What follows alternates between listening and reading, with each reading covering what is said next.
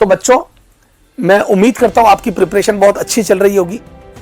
आज हम लास्ट के 10 दिनों में हमारी क्या स्ट्रेटेजी रहनी चाहिए, मतलब बेसिकली क्या गलतियां नहीं करनी चाहिए हमें, क्योंकि देखो लास्ट के टाइम बहुत ज्यादा इंपॉर्टेंट होता है। तो ये लास्ट लैप हमारा बहुत अच्छे से हमें कवर करना, क्योंकि लास्ट लैप ही ये डिसाइड करता है कि कौन जीतेगा। ठीक है बेटा, तो कोई ऐसी गलती ना हो जाए जिससे हम हमारी मेहनत पे बेटा होता है ना, जिससे मेहनत जितना आउटपुट ना निकाल पाए। तो बेटा एक तो सबसे ज्यादा कि बच्चा डबल माइंड हो रहा है। तो कई बच्चे हैं कि जो 400 450 नंबर वाले हैं, तो वो ये समझ नहीं पा रहे कि मैं सर नीट 2027 को टारगेट करूं या री नीट 26 पे ज्यादा फोकस करूं।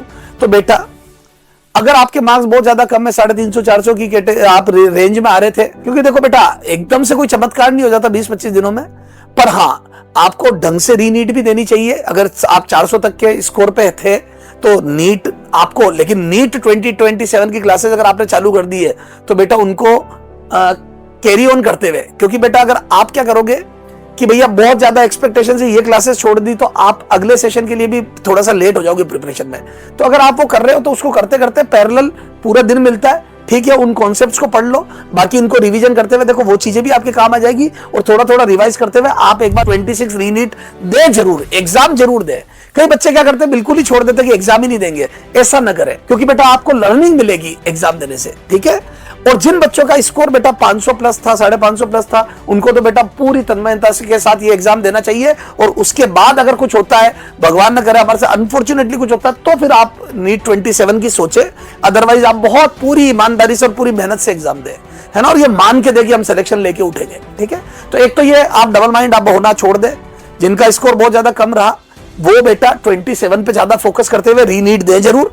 और जिन बच्चों का स्कोर काफी अच्छा रहा, वो सिलेक्शन के पास थे या सिलेक्शन ले रहे थे, वो तो बेटा पूरी ताकत के साथ अपना नीट 2026 दे और आगे की सोच बाद की रखे। दूसरा, एक कॉमन मिस्टेक जो बेटा मैं डाउट बताते वक्त भी बच्चे आते तो उनसे सुनता हूं, वो क्या कर रहे हैं बेटा, नीट 26 में अभी जो एग्जाम दिया उसमें जिस इस चीज में मार्क्स कम आए, मान लो किसी के फिजिक्स में कम आए, तो वो फिजिक्स पे इतना ज्यादा ध्यान दे रहे कि बायो केमिस्ट्री पढ़ना छोड़ दी। क्यों? क्योंकि बायो में या तो उनके पूरे थे या 340-50 नंबर थे, केमिस्ट्री में पूरे थे या 150 प्लस थे, तो उनको लग रहा वो तो हमारे इतने स्ट्रॉन्ग है कि करने की जरूरत ही नहीं है। यह सबसे बड़ी मिस्टेक होती है बेटा जब एग्जाम वापिस होता है। बच्चा क्या करता है, जो चीज स्ट्रॉन्ग है ना उस पर ध्यान देना ही छोड़ देता है। बेटा ये गलती मत करो। आज का वीडियो बनाने का अगर मेरा एक एम समझो ना कि क्यों बनाया मैंने, तो उसका कारण ये था। ये कॉमन मिस्टेक है, बच्चा सब्जेक्ट पढ़ना ही छोड़ देता जिसमें मार्क्स अच्छे ले आया, और जिसमें मार्क्स कम आए उसी को पढ़ रहा है। तीनों सब्जेक्ट को बेटा equal importance, zoology, chemistry, physics, bio, सबको बायो, फिजिक्स, केमिस्ट्री तीनों, बायो में भी जूलॉजी, बॉटनी, इक्वल इंपॉर्टेंस और रिवीजन सबका जरूरी है। ठीक है, आपका कोई सब्जेक्ट स्ट्रॉन्ग है तो उसको कम टाइम देके रिवाइज जरूर करो बेटा, उसको छोड़ो मत, भगवान भरोसे। जो सब्जेक्ट वीक है उसमें क्वेश्चन प्रैक्टिस थोड़ा ज्यादा कर लो, उसको 2 घंटे एक्स्ट्रा दे दो दूसरे सब्जेक्ट से, वो ठीक है, लेकिन बेटा आपको तीनों सब्जेक्ट को साथ चलाना पड़ेगा, है ना। तो एक ये बात थी। दूसरी, अब देखो बच्चा क्या आता है जिसके मार्क्स, मान लो मेरा सब्जेक्ट फिजिक्स कमजोर है, फॉर एक एग्जांपल ले रहा हूं, जो भी सब्जेक्ट मेरा कमजोर है उस सब्जेक्ट में इंप्रूवमेंट के लिए बेटा आप प्रायोरिटी ऑर्डर का ध्यान रखो। क्योंकि अब ये 10 दिन है बेटा, आप बहुत सारा नहीं पढ़ सकते हो कि मैं ये भी कर लूं, वो भी कर लूं, वो भी कर लूं। तो हम हमारा टाइम मैक्सिमम आउटपुट के लिए दें। फिजिक्स है, फिजिक्स का प्रायोरिटी ऑर्डर का वीडियो मैंने बना के डाला हुआ अपने फिजिक्स बाय एमएस कोटा वाले चैनल पे, आप जाके देख सकते हो। 3 मई से पहले का भी और अभी लेटेस्ट भी डाला है। तो बेटा मॉडर्न फिजिक्स ज्यादा पूछी जाती है, हीट ज्यादा पूछी जाती है, उसमें भी थर्मो डायनेमिक्स और हीट ट्रांसफर और केटीजी, ये 3 टॉपिक ज्यादा पूछे जाते हैं। ठीक है, उसके बाद करंट, इलेक्ट्रिसिटी, रे ऑप्टिक्स, तो प्रायोरिटी ऑर्डर बताया हुआ है। तो अगर अब आपके पास 10 दिन है और आपको मान लो थोड़ा सा फिजिक्स में मार्क्स इंप्रूव करने के लिए इनमें से किसी टॉपिक का ब्रेक लोगे, तो बेटा उसके अब पूरा भी नहीं, उसका वन शॉट देखा और बेटा लिमिटेड पीवाईक्यू कर लिया, खत्म। अब पता पड़ा बेटा आप देख लो 5 टॉपिक का था, उसमें से टॉपिक वो उठा लिया, फ्लूइड उठा लिया, जिसके क्वेश्चन ही कम आते हैं अब तक। मैं ये नहीं कह रहा आगे कम आएंगे, अब तक जिसका कम वेटेज वाला है वो कर रहे हो। आपने उसको 2 दिन दे दिए और पता पड़ा मॉडर्न फिजिक्स छोड़ दी या हीट छोड़ दी, नहीं। तो प्रायोरिटी ऑर्डर से जो समय है उसको सही डायरेक्शन में डालो। अब रिवीजन, तो बेटा लास्ट 10 दिनों में रिवीजन, तो बेटा आपको क्या करना है, फिजिक्स और फिजिकल केमिस्ट्री 2 सब्जेक्ट ऐसे हैं जिनमें थोड़े थोड़े क्वेश्चन करने हैं। उसका सबसे अच्छा तरीका, अगर पुराना मान लो कोई टॉपिक में आपको कॉन्फिडेंस नहीं आ रहा तो उसको कुछ पीवाईक्यू कर लिए। बाकी बेटा आपको सिर्फ पन्ने पलटने अब बेटा क्विक रिवीजन में, और पन्ने पलट पलट के बेटा थ्योरी के जो इंपॉर्टेंट पॉइंट आपके मार्क किए होंगे। जिन बच्चों ने साल भर तैयारी करी उनकी कॉपी में सब मार्क है, ये वेरी वेरी इंपॉर्टेंट, इसको लर्न करना है, ये वो। तो पन्ने पलटो, लर्न करने वाली चीजों को लर्न करो, जो इंपॉर्टेंट मार्क है उनको ध्यान से देखो, जहां पे इंपॉर्टेंट मार्क नहीं उनको फटाफट निगाहें फेरते हुए चलते जाओ चलते जाओ।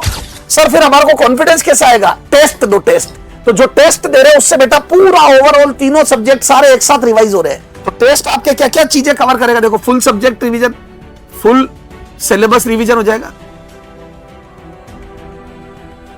है ना। और बेटा आपके जो वीक पॉइंट है वो सामने आ जाएंगे, वीक पॉइंट है ना, वीकनेस सामने आ जाएगी बेटा, वीकनेस सामने आ जाएगी, वीकनेस सामने आ जाएगी।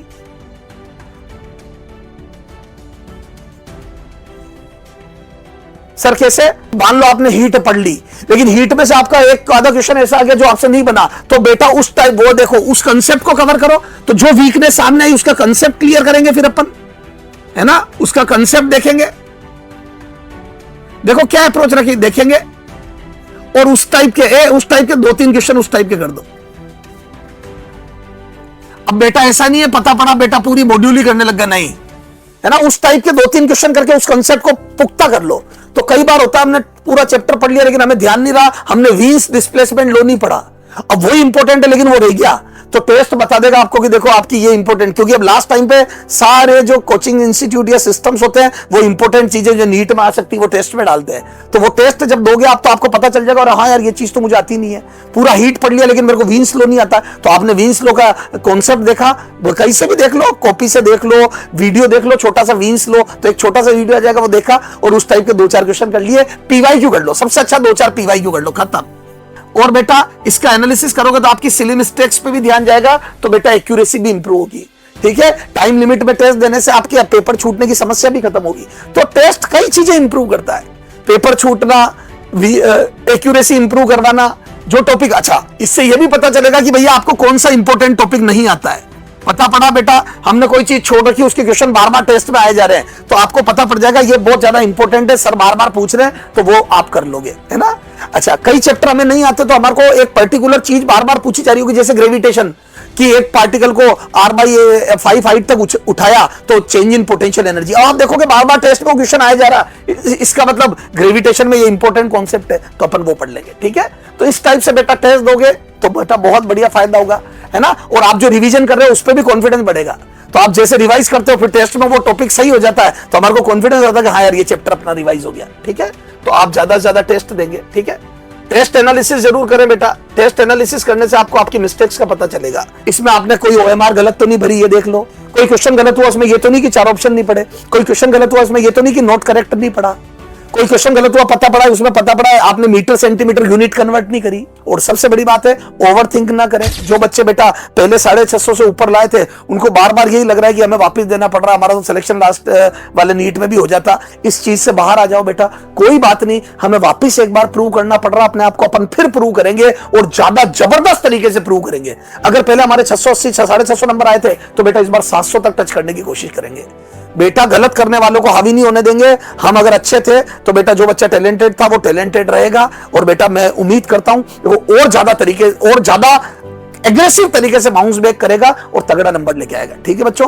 Best of luck. आपको ये जो अपॉर्चुनिटी मिली है, जिन बच्चों का स्कोर पहले कम मर रहा था वो इस अपॉर्चुनिटी का फायदा उठाए, और बेटा इसलिए आप बिल्कुल हंसते मुस्कुराते हुए तैयारी करें, और बेटा जिन बच्चों का पहले अच्छा गया था वो और अच्छा करके बताएं।